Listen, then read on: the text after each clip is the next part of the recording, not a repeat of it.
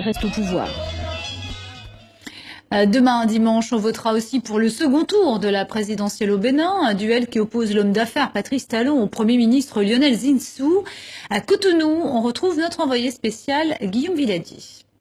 Jour de trêve ici au Bénin, dès la fin officielle de la campagne hier soir à minuit, les partisans des deux candidats se sont employés à décoller les affiches de leur adversaire, si bien qu'aujourd'hui, comme à la veille du premier tour, eh bien, quasiment toutes les affiches électorales avaient disparu des rues de Cotonou. Alors à quelques heures du vote, on ne peut plus parler de politique, ce n'est plus permis, mais on peut dresser un bilan de cette campagne de l'entre-deux tours. Très courte campagne, seulement 4 jours, au cours desquels Patrice Talon et Lionel Zinsou ont arpenté le pays pour tenter de convaincre ceux qui n'avaient pas voté pour eux il y a 2 semaines, eh bien de leur accorder cette fois-ci leur confiance. Il y a eu aussi ce point d'orgue, le grand débat télévisé, une première au Bénin qui a été extrêmement suivie.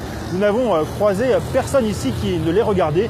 Et puis ce matin, la commission électorale s'est félicitée du bon déroulement de cette campagne et elle demande aux électeurs, aux responsables des bureaux de vote et aux candidats d'être exemplaires demain lors de cette journée décisive au cours de laquelle les Béninois se choisissent un nouveau président pour les 5 années à venir.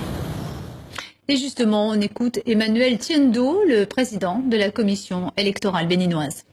Oui, nous avons été les initiateurs, des processus démocratiques de démocratisation en Afrique.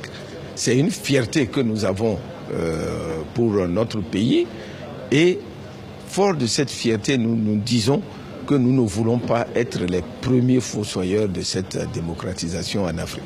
Nous disons qu'il faut coûte que coûte faire en sorte que la paix soit maintenue. Des propos recueillis par Guillaume Villadier, des images signées Vincent Fayolle. Et puis